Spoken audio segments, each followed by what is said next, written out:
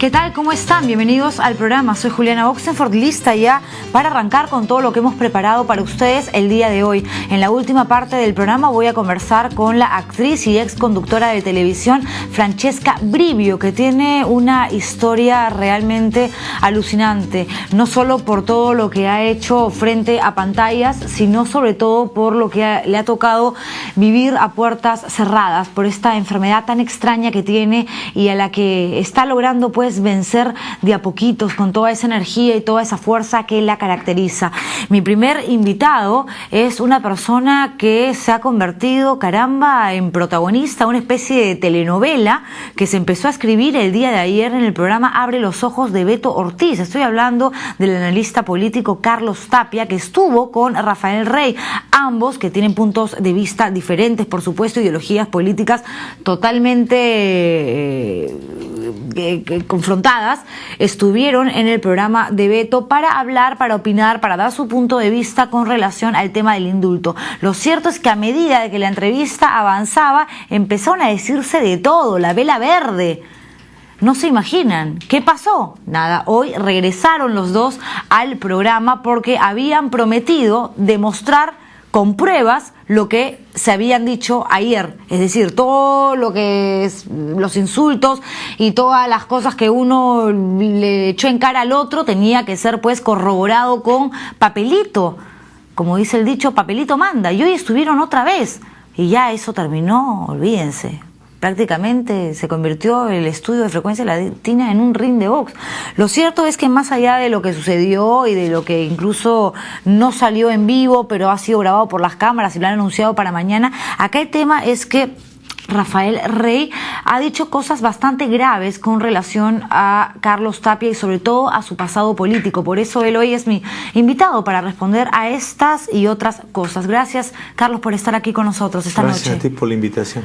Nos hemos quedado todos sorprendidísimos con lo que sucedió hoy, el día de hoy, sobre todo, porque Rafael Rey... Yo sí, también, ¿eh? También. Claro. Me imagino. Porque me habían invitado no para conversar con Rafael Rey, sino con el doctor Aguinaga. Ah, sí. Claro, y entonces estaba sentado y no había nadie y de repente apareció Rafael Rey. ¿Y eso no lo dijo usted al aire? No acostumbro a hacer esas cosas. Porque bien pudo haber dicho, a mí no me prometieron esto. Ayer tuve, digamos, una serie de entredichos con el señor. No, la primera vez digo. Ah, la primera vez. Claro. La segunda vez ya, digamos, era lo que ustedes... Ya parecía, ¿cómo se llama? Sí. El segundo tiempo de un capítulo, ¿no? Pero bueno, si cada uno tiene su posición clara y argumentos suficientes para defender sus puntos de vista, pues está bien. El tema es que para muchas personas, Carlos, usted fue el gran perdedor el día de hoy por la documentación que presentó Rafael Rey. En un momento él habla de un operativo que usted defendió y todo esto además figura en papeles, en entrevistas que usted concedió entre los años 70 y 90 de un asesinato a 9 policías que usted calificó como una operación exitosa y llama la atención viniendo sobre todo de una persona que ahora trabaja por la pacificación del Perú. Aclaro eso. Sí, claro. Ya, no, primero ese es un libro que se llama Senderos Luminosos y las Fuerzas Armadas, 12 estrategias y un final, que fue financiada por la Fundación Ford, porque me exigieron y me pidieron un análisis de la situación. Y después el Instituto de Estudios Peruanos me solicitó si lo podía publicar y lo publicaron. O sea, es un análisis que hice a pedido de la Fundación Ford, ¿no? Tiene 190 y tantas páginas. Y hay la mitad de una línea donde la ha leído el señor Rafael Rey que dice eso. Claro. Y eso tiene que ver con que en los antecedentes de la lucha contrasubversiva contra Sendero hubieron pues la guerrilla del MIR. Y la guerrilla del MIR se desarrollaron en junio de 1965 hasta el 6 de enero de 1966. Y hubo la emboscada de Yaguarina. Entonces, en la emboscada de Yaguarina, los guerrilleros del MIR emboscaron a los policías y hubieron unos muertos. Y entonces yo doy cuenta, ¿cómo lo da la cuenta? Pues la historia de las bajas que tuvieron las fuerzas policiales, ¿no? A estos hechos usted llama igual operación exitosa. Pero, lógicamente para la guerrilla del MIR fue una operación exitosa, como no va a ser una operación exitosa para la guerrilla del MIR que hagan una emboscada, como fue exitosa para las Fuerzas Armadas matar a los 41 guerrilleros del MIR. O sea, duraron seis meses. El tema es la guerrilla duraron 6 meses. Y después de los 6 meses, inmediatamente el MIR reconoció la derrota y lanzó la candidatura de Carlos Malpica, Silva Santisteban. Era una época en que la revolución cubana había triunfado y en América Latina había una visión de que se podía replicar en América Latina la revolución cubana. No, y además usted ha defendido eso y ha dicho que cuando era mucho más joven era una persona que aplaudía y estaba pues involucrado en todos estos sentimientos tan extremos que generaba el Che Guevara, la revolución cubana y demás. Pero también... Pero no era yo solo, estaba Mario Vargas Llosa, o sea, algo así era. Aquel que no estaba de acuerdo con la revolución cubana era alguien que no comprendía la realidad y las nuevas lógicas que se abrían en América Latina. Había el MIR en Venezuela, había el MIR en Bolivia. Y hay un montón de gente que ha ido mutando ideológicamente, políticamente, porque se ha ido dando cuenta quizás que ese no era el camino, la ruta que, digamos, más beneficios trae a nivel político, pero lo cierto es que lo mataron a Javier Heró en mayo, el 15 de mayo de 1963, y fue un impacto muy grande porque tenía 21 años, era Premio Nacional de Poesía. Entonces eso chocó a la juventud y toda la juventud creía de que la lucha era el camino de los cubanos, ¿no? Hacer diferentes sierras maestras. El Che Guevara era un ídolo. Pero para por eso mismo, más allá de compartir, digamos, una ideología, una manera de pensar, una tendencia política, que además era fácil coincidir cuando uno no la vivía directamente, uno finalmente no estaba en Cuba. Pero usted en el año 82, según lo que denunció hoy Rafael Rey en una entrevista, hablaba de Abimael Guzmán y usted le decía, ¿mi jefe Abimael Guzmán? Era jefe de director personal. Pero usted le decía, mi jefe, hola, mi jefe. No, pero es que era el jefe de director de personal y era jefe del Frente Estudiantil Revolucionario. En el Frente Estudiantil Revolucionario, que era un frente estudiantil, habían varias tendencias. Una era el MIR, otra eran los comunistas, otra eran los trotskistas. Pero ¿cuál era la diferencia entonces? Si el MIR, según documentación también que presentó hoy Rafael Rey, se suscribía a los principios marxistas, leninistas. Entonces, ¿en qué se diferencia eso con Sendero Luminoso y el pensamiento Gonzalo? No, hay un error. Primero, el Sendero Luminoso era el maoísmo tardío de la postrevolución cultural china. ¿No es cierto? Ese es distinto. ¿Ya? El MIR viene del nacionalismo, del APRA. El MIR nace del APRA. A mí me gana al MIR el papá de Popio Olivera. O sea, el MIR llega al marxismo desde el nacionalismo revolucionario, no llega desde el marxismo. Esa es una diferencia significativa, quizás muy específica, pero para entender las cosas, ¿no? Es como la iglesia de los pentecostales, la iglesia no sé cuánto, ¿no? ¿Sí? Entonces esa era la diferencia que existía. De acuerdo, a mí me encanta que usted esta noche pueda responder a todas estas cosas que ha dicho Rafael Rey y que nos ha dejado a todos creyendo que usted tuvo una gran cercanía a las ideas de Sendero Luminoso, al pensamiento Gonzalo y a Abimael Guzmán. Y no se lo digo solamente yo. Es el comentario que circula, digamos, en redes sociales, la gente habla en Facebook, habla en Twitter. Creo que a usted le faltó Están equivocados, pues, ¿no? ¿Por qué? Porque la principal lucha era entre el MIR y justamente los partidos comunistas, pues, porque el MIR no era comunista. El MIR se organiza como una nueva izquierda. Fueron dos partidos, el MIR y Vanguardia Revolucionaria, a diferencia del Partido Comunista. Sí, pero usted sabe que hay mucha gente que es incluso terrorista y trata de disfrazar su movimiento diciendo, no, nosotros somos socialistas, no, nosotros somos hasta comunistas. Pero hay una gran diferencia entre un socialista, entre un comunista y entre un terrorista, sobre todo porque estos últimos creen en la guerra, en salir y matar. No. El terrorismo es una actividad criminal que busca, con objetivos políticos, que busca generar terror en la población. A eso voy, ese es el terrorismo. Por eso matando, usando las armas. La lucha armada. No, pero lo más importante del terrorismo no es el problema de la lucha armada. El terrorismo tiene que ver con la generación de temor y atacar a la población civil. Tú generas temor porque pones un coche bomba Entonces pones un coche bomba, ¿a quién mata? Más matas pues a la gente que está caminando por la calle, ¿no es cierto? Atemorizas. O en el caso de los militares, si secuestras a sospechosos de Sendero, los metes al cuartel y lo desapareces y lo quemas en un horno, eso, ¿qué cosa es? Estás generando temor, ¿no es cierto? ¿Y eso no es una lucha armada, Carlos? ¿Salir a la calle a disparar, a meter bombas? ¿Eso no es una guerra? No, claro, pero estamos hablando del terrorismo, ¿no es cierto? Eso. Claro. Y yo te pregunto directamente, ¿en algún momento de tu vida, de tu historia, cuando eras joven y coincidías con ciertas ideas de la Revolución Cubana y del Che Guevara, tuviste cierta simpatía por Abimael Guzmán? Jamás en la vida, jamás. Si todo el mundo conoce en Ayacucho que las grandes discusiones eran contra Abimael Guzmán, porque él era de la Revolución Cultural China, o sea, de la posrevolución cultural china. La revolución cultural china comienza en el año 1965 y dura hasta 1976. Mao Zedong muere en 1976, se produce el golpe contrarrevolucionario de Hua Kufeng y de ahí aparece Deng Xiaoping, las 4 reformas que ahora dan que el Partido Comunista Chino dirija a la República China y dentro de pocos años va a ser la primera potencia mundial del mundo. Carlos, ¿no? a mí me queda clarísimo de que no hay quizás nadie en este país que sepa más acerca de terrorismo, de Sendero Luminoso. Por algo muchos lo llaman no analista político, sino senderólogo, y me encanta. Es distinto a senderista, ¿no? Sí, totalmente diferente. Una cosa es ser un analista, una persona experta en el tema, y otra cosa es ser alguien que aplaude y, digamos, forma parte de una agrupación terrorista.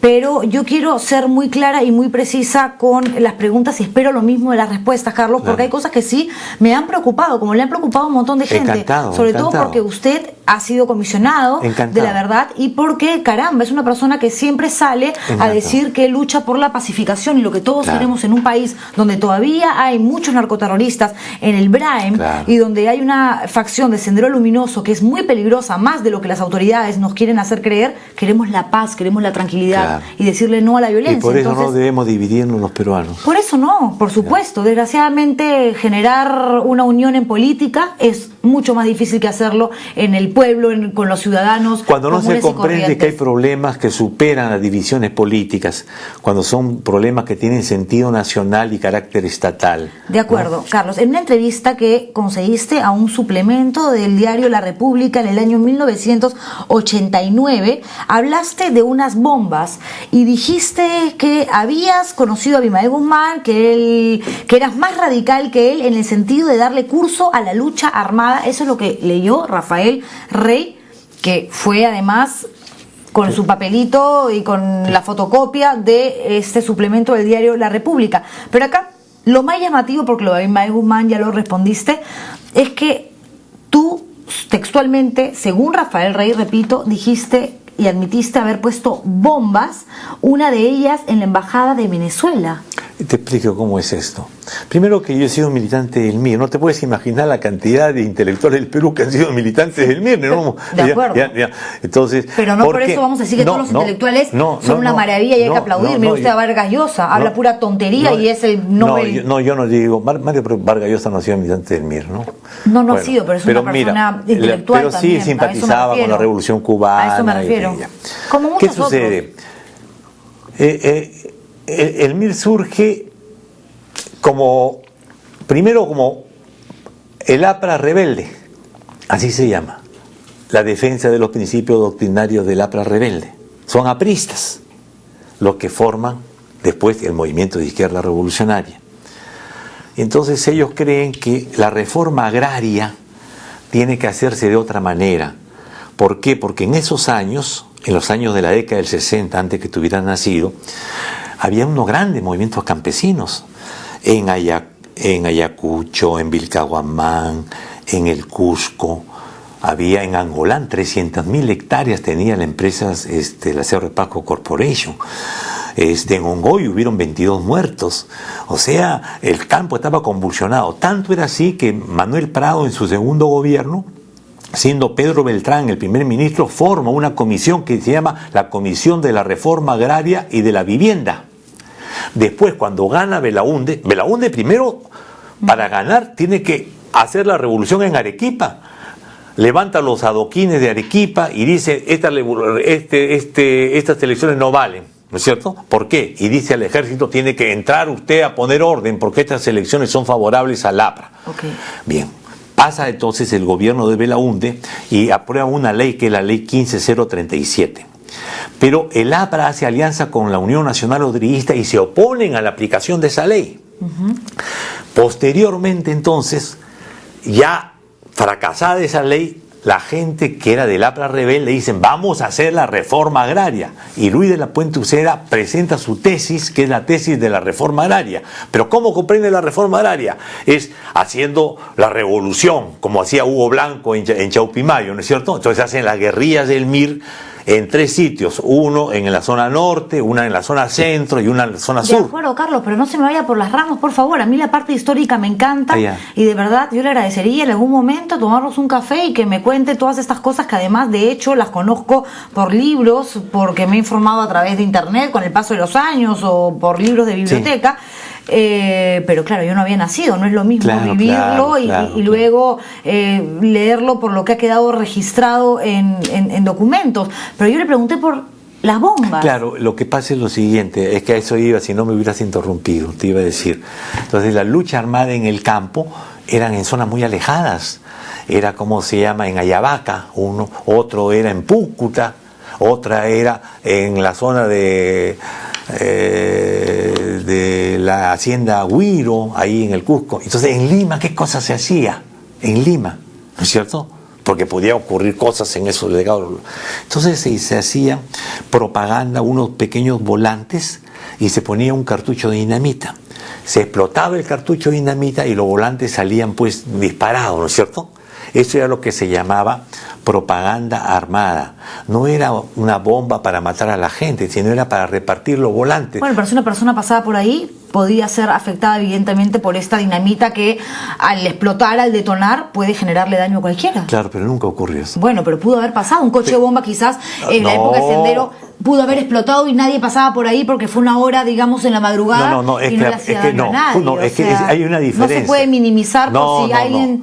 No, hay una diferencia. Ahí sí yo defiendo cómo se llama el MIR, ¿no? El MIR nunca mató a gente. Nunca mató a gente inocente, ¿no? Pero tenía en su ideología, digamos, dentro de sus leyes políticas, algún tipo de coincidencia con el pensamiento Gonzalo. ¿Cómo va a ser el MIR con el pensamiento? Disculpe que no el MIR, usted.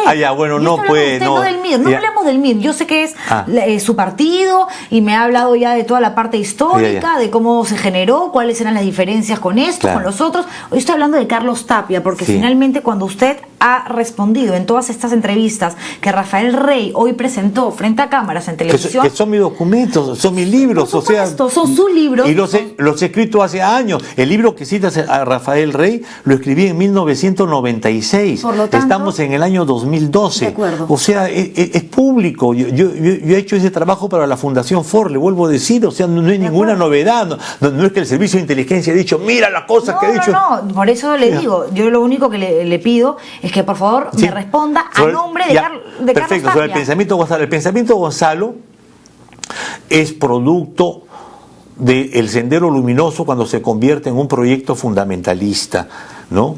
Ellos consideran de que el líder de la revolución mundial, mientras que Luis de la Puente Uceda quería hacer la reforma en el Perú, la reforma agraria, Abimael Guzmán soñaba con ser jefe de la revolución mundial después de la muerte de Mao Zedong. Por eso dice pensamiento.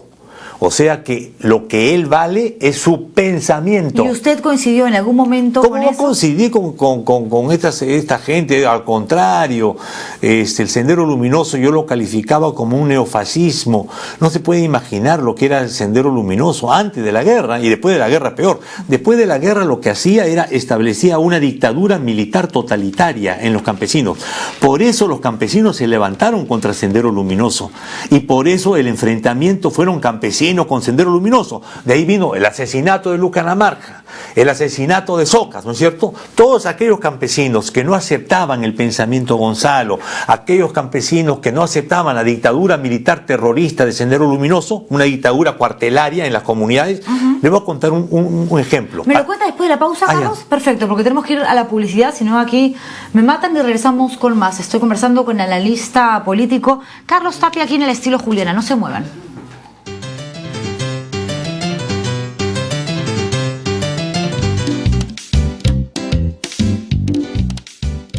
Seguimos aquí en el estilo Juliana conversando con el analista político Carlos Tapia, que ayer estuvo en el programa Abre los Ojos, que conduce el periodista Beto Ortiz, y hoy en la mañana nuevamente porque tenía que haber una segunda parte de esta pelea que ha protagonizado junto al ex congresista Rafael Rey, quien lo acusó de terrorista y sacó una serie de documentos donde Carlos Tapia, en libros que ha escrito y en entrevistas que concedió hace muchísimo tiempo, hablaba de la agrupación de su partido, que era el MIR, hace un montón de tiempo, como les digo, y de lo que en ese entonces era pues su ideología, su tendencia política, algo que de hecho era mucho más radical que lo que es ahora, ¿no?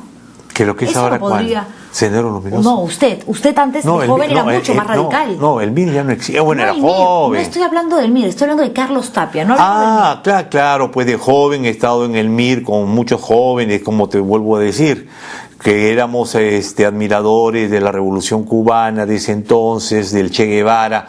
Yo hasta ahora sigo admirando al Che Guevara, no, eso es distinto, ¿no? Pero eso de poner bombas en la embajada... Pero le he explicado, el problema son de cartucho de dinamita para hacer explotar, como se llama, papeles, propaganda. Ya. Jamás el MIR mató a una persona inocente. Inocente, pero mató Jamás. a alguien. En la guerrilla sí, en la guerrilla, pues. pero en las guerrillas, pues yo no estaba en las guerrillas, ¿cómo se llama? Que estaban en la sierra. Pero por eso llama la atención, señor Carlos Tapia, si me permite interrumpirlo, que ahora usted dice, nosotros no matamos inocentes, ¿no? Y resalta la palabra inocente, Claro. pero murieron otros por la guerrilla. Y claro está, pero llama la atención que lo diga usted, que ahora es el gran pacificador. Pero es que es distinto. Primero estamos hablando de hace 50 años atrás. Estamos hablando de hace 50 años atrás. Si le volviéramos a Dilma Rousseff hace 50 años, ¿qué cosa sería Dilma Rousseff? Si regresáramos a José Mujica 50 años atrás, ¿qué cosa sería José Mujica? ¿No es cierto? Si Antonio Navarro Grau le retrocederíamos en Colombia 50 años atrás, ¿qué cosa era? Seguramente cualquiera diría que fueron de lo peor, que fueron de lo más radical. ¿Por qué fueron de lo peor? No, eran luchadores sociales que en esa época el impacto de la revolución cubana fue de tal dimensión que intelectuales peruanos, jóvenes, todo el mundo aceptaba el camino de la revolución cubana. Yo me desengañé de la revolución cubana en 1968 cuando apoyaron la invasión de Checoslovaquia por las fuerzas de la Unión Soviética. La revolución cubana era en esa época una suerte de un marxismo tropicalizado, ¿no es cierto? Natural, latinoamericano, que era lo que atraía. Por eso la Casa de las Américas, por eso Mario Vargas Llosa, por eso, ¿cómo se llaman los intelectuales? De acuerdo. Entonces, ahora, ¿cómo se llama?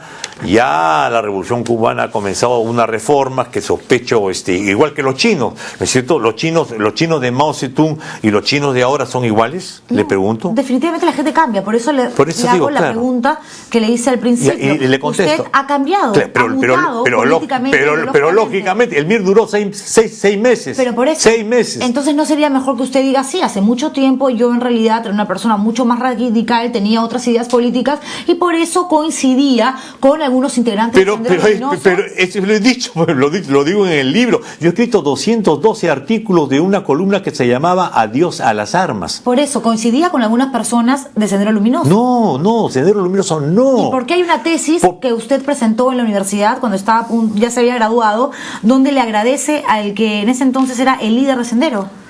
¿Quién dice eso? Es mentira. Rafael Rey lo dijo. A ver, vamos con el video, ¿le parece? Pero es que yo les digo, es que no ha habido tiempo para aclarar, es Antonio Díaz Martínez. ¿Ya? Y cuando hay el libro de Benedito Jiménez sobre los líderes de Sendero, no está Antonio Díaz Martínez en todos los cargos del Comité Central para demostrar de que no es cierto. Lo que sucede es que Antonio Díaz Martínez era el responsable del área de la reforma agraria y mi tesis fue sobre la reforma agraria. Entonces, si mi tesis era sobre la reforma agraria, yo tenía que agradecer al responsable del capítulo de la reforma agraria. Y dicho sea de paso, vivía conmigo en el condominio en el Jirón Libertad de Ayacucho. Entonces, ¿cómo no voy a citarlo o agradecerle a él? De acuerdo, Carlos. Pero él no era Sendero. Primero, eso era 10 años antes de que existiera Sendero Luminoso. Ok, pero si entonces tiene una respuesta tan clara y tan concisa y tan bien argumentada para cada una de mis preguntas, ¿por qué esta mañana Rafael Rey, cuando iba presentando papelitos, documentos, entre entrevistas e iba leyendo textualmente lo que usted había respondido hace muchos años,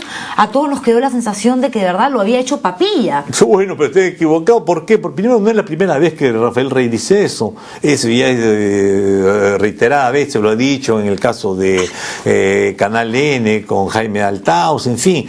O sea, él tiene una suerte de obsesión, pero la respuesta que yo le doy ahora, además del tiempo, era muy útil, y a mí lo que me interesaba en el tiempo es demostrar de que el trabajo que yo vengo haciendo en formar a jóvenes estudiantes para que sepan combatir al Movadef, al final está teniendo resultados. La gran marcha del Movadef, contra el Movadef, por los estudiantes de San Marcos, es una muestra de eso. Y yo no pude ir a la marcha porque estaba enseñando en la escuela de la CGTP, justamente cómo combatir al Movadef. O sea, yo soy una persona que cumple con las cosas que dice, no digo cosas por acá y otra cosa las hace. Y la marcha ha sido un éxito y... Sí, ha sido un éxito. De hecho, todos estamos súper contentos por el apoyo que ha tenido, por la cantidad de gente que ha logrado reunir. Claro que sí, todos queremos la paz y todos queremos que Movadef desaparezca porque es una facción de Sendero y porque es el brazo político de Sendero Luminoso. Eso está clarísimo, Carlos. Pero cuando ahora vamos a regresar con el MIR, en la agrupación política que tanto le gusta hablar a usted.